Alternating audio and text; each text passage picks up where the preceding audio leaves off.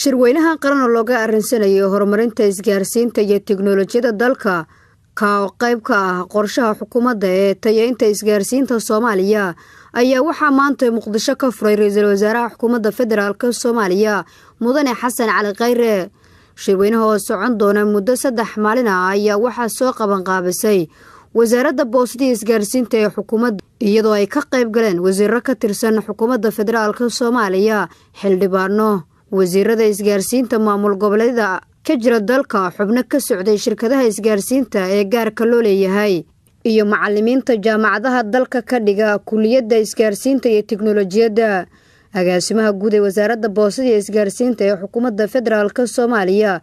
ayaa sheegay in shirkan uu yahay shirka ugu horeeyay ee ay wasaaraddu qabato ka oo looga arinsanayo horumarinta isgaarsiinta dalka.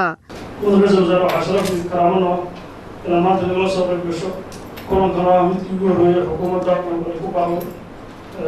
دردت العصبي يهوي تجنا يبلغنا حكومة زين تدرجزو شركة لو حنا قال يجي يقولوا وزارة بطلته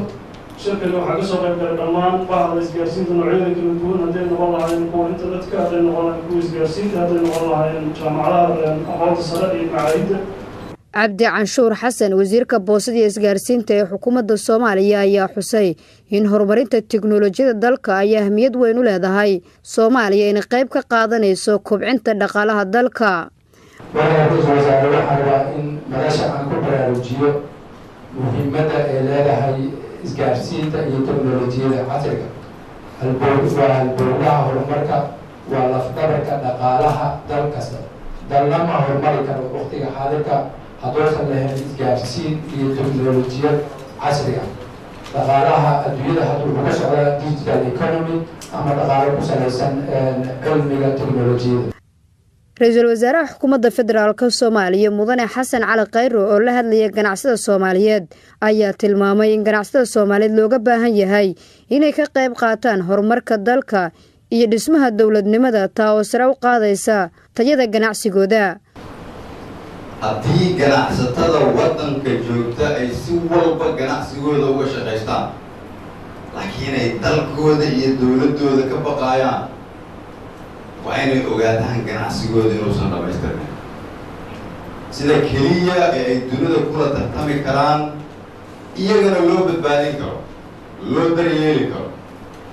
danahooda loo ilaalin karo adduunyadana ay ula tartami karaan waa inay leeyihiin dawladdii idinka idin badbaadi lahayd mustaqbal haddii aad ka cabsataan sidee la rabaa marka in hore loogu socdo haddii aad tahay ganacsade isgaarsiinta ka shaqeeya ama ganacsade meel kale ka shaqaysta waxaan rabaa inaan ku xasuusiyo dalkan haddii dawladnimadiisa lagu guulaysto sida aan shaqada u wadno haddii amniga wax laga qabto cadaaladda wax laga qabto horumarka waddanka wax laga qabto haddii ay kugu soo aado qaybtaada inaad ka qaadato dibadhiska dalka laakiin dalku uu xasilooni ku soo laabto haddii aad milyan haysatay waxaad helaysaa 10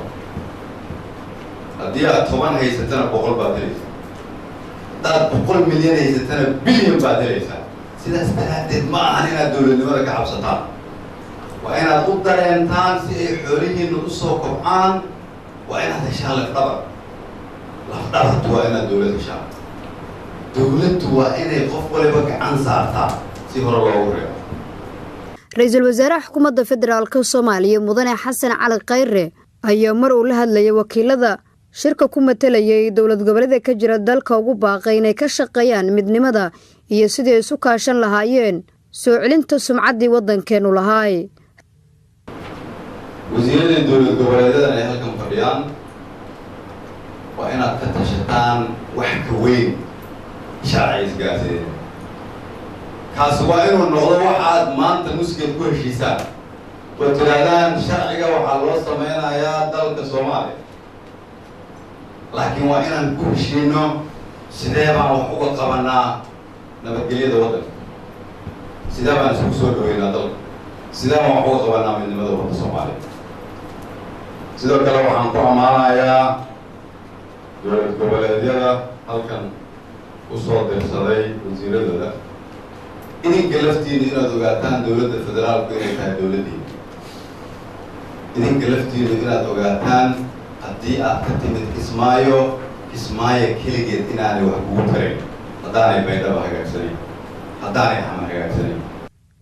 Ra'iisul Wasaaraha Xukuumadda Federaalka Soomaaliya Mudane Xasan Cali Khayre ayaa ugu dambeyntii kula dardaarmay dhammaan ka qaybgalayaasha shirweynaha looga hadlayo horumarinta isgaarsiinta iyo tiknoolajiyadda in shirkan loo baahan yahay inuu ka duwanaado shirarkii hore isla markaana ay ka soo baxaan talooyin wanaagsan oo lagu horumarinayo isgaarsiinta waddankeena.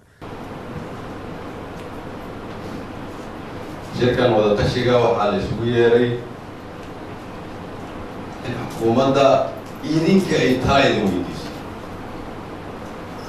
xaggee baan rabnaa inaan tagno, sidee baan ku tagnaa,